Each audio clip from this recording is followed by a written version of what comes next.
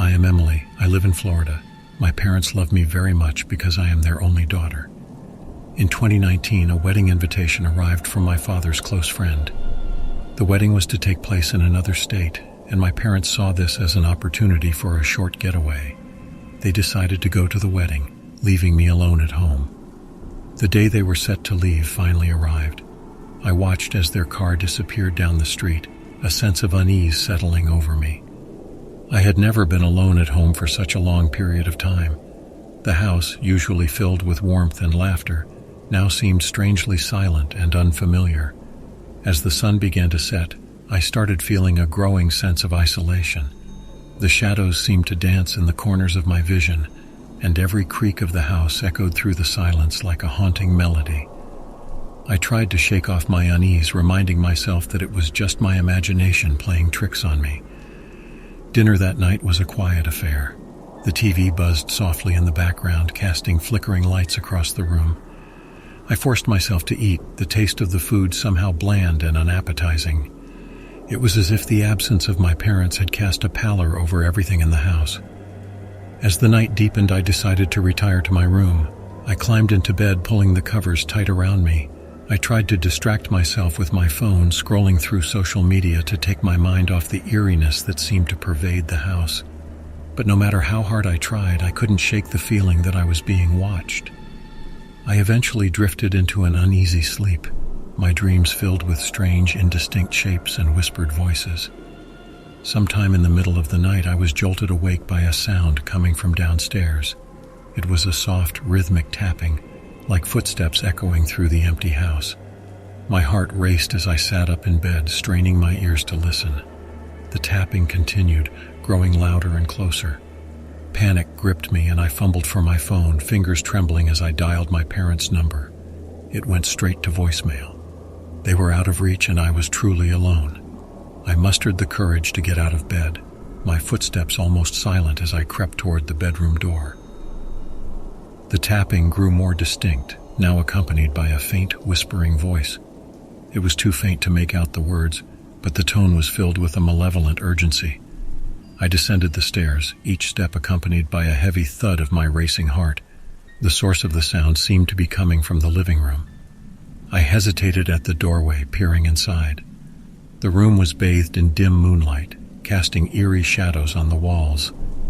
And there, in the center of the room, stood a figure, a tall, shadowy silhouette with gleaming eyes that seemed to fixate on me. My breath caught in my throat as I took in the sight, frozen with fear. The figure was dressed in tattered clothes, its features obscured by darkness. "Who's there?" I managed to choke out, my voice barely above a whisper. The figure didn't respond, but its eyes seemed to bore into me, sending shivers down my spine.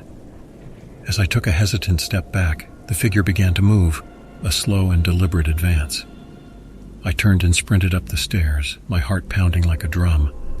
I slammed the bedroom door shut and locked it, my hands shaking as I backed away. The tapping and whispering continued, growing louder and more insistent. It was as if the very walls of the house were closing in on me. Terrified and alone, I searched frantically for a way to escape. I considered jumping out of the window, but the fear of what might be waiting outside held me back. I dialed 911, my voice quivering as I relayed the situation to the operator. Help was on the way, but every passing second felt like an eternity. The tapping and whispering reached a fever pitch, filling the air with an otherworldly cacophony. And then, as suddenly as it had begun, it all stopped. The house fell into an eerie silence once again. I clung to the phone, my breathing ragged as I waited for the sound of sirens. When the police arrived, they found no trace of the shadowy figure. They searched the entire house, assuring me that everything was safe. But I knew what I had seen, and the fear it had instilled in me was not so easily dispelled. My parents returned the next day, oblivious to the horrors that had unfolded in their absence. I tried to recount the events, but the words felt hollow, inadequate to convey the terror I had experienced. As time passed, I struggled to shake off the lingering sense of unease that had settled over me. To this day, I still find myself haunted by that night. The memory of the shadowy figure and the malevolent whispers continues to linger, a chilling reminder of the darkness that can creep into even the most familiar of places. And though I try to reassure myself that it was all just a product of an overactive imagination, there are moments when I can't help but wonder if I truly was alone that night.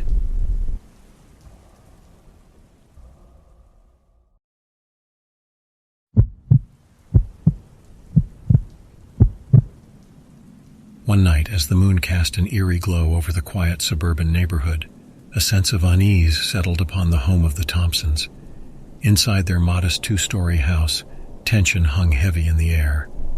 Lily Thompson, a young and sensitive girl, could feel it in every strained silence and hushed argument that echoed through the walls. Lily had always been an observer, attuned to the emotions swirling around her. Her parents' troubles had escalated over the past few months, their disagreements growing louder and more frequent.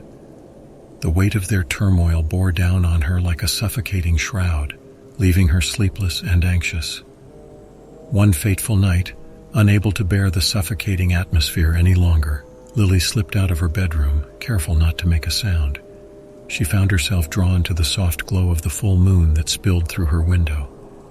As she gazed at the night sky, a strange sense of calm washed over her, beckoning her outside. The chilled grass tickled her bare feet as Lily ventured into the darkness. Her heart pounded, a mix of trepidation and a desperate need for solace pushing her forward. Each step took her farther away from the troubles that had consumed her family, and for a moment, she felt a glimmer of hope. The suburban landscape appeared different under the moon's watchful gaze. Shadows stretched and twisted, creating a labyrinth of uncertainty. Yet Lily felt an odd familiarity with this new world she had entered, as though the night itself was guiding her. Deeper into the neighborhood she wandered, her senses heightened by the haunting symphony of crickets and distant whispers of wind. The houses seemed to whisper secrets, their windows serving as eyes that followed her every move. But Lily was undeterred. A newfound determination fueled her steps. As the night wore on, Lily stumbled upon an old park at the outskirts of the neighborhood.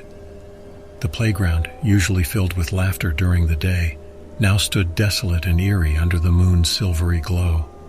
Swings swayed gently in the breeze, their creaking sounding like ghostly laughter. Lily's attention was drawn to a lone figure sitting on a weathered bench.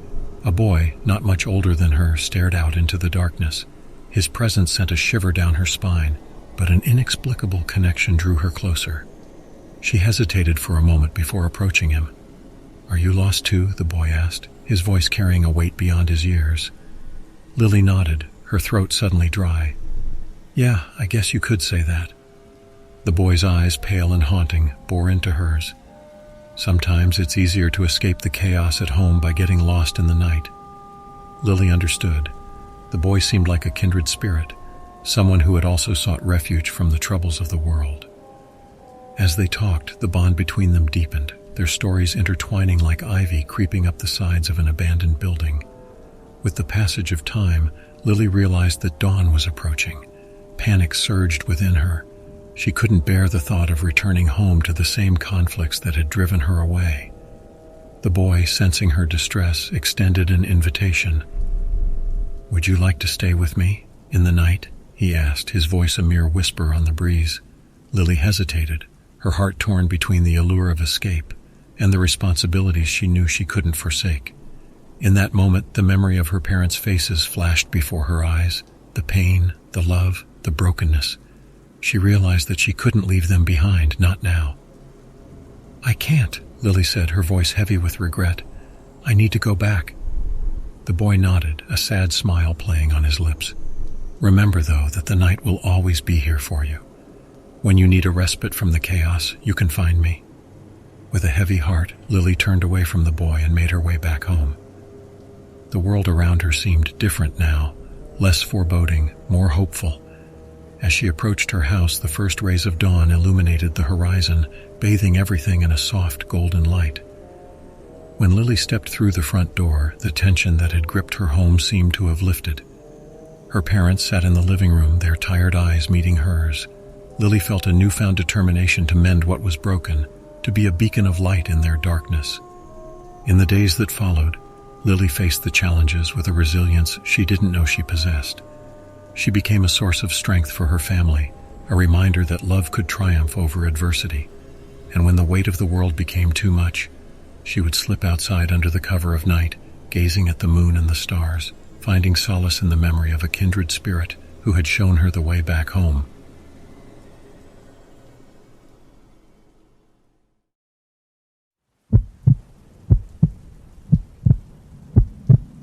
I am a solitary soul, a lover of solitude and tranquility.